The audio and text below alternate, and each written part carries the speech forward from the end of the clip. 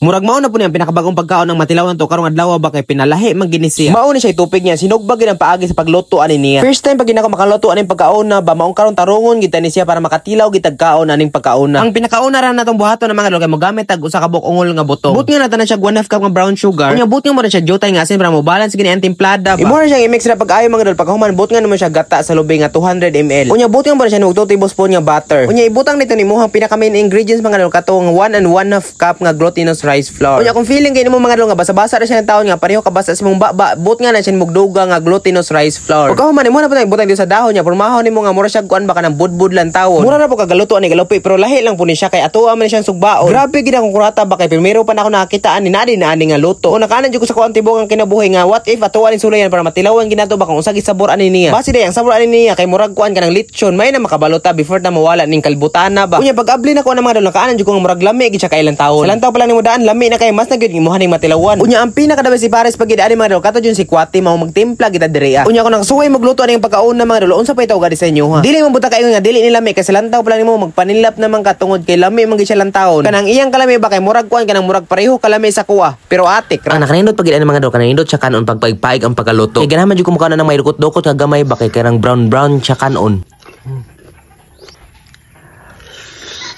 Grabe yung pagkalami ang mga dolo kay ang sabro ani ba kay murag gikuan kanang tupig. Wala gini sa ate kung gipang istorya ba pero atik ra.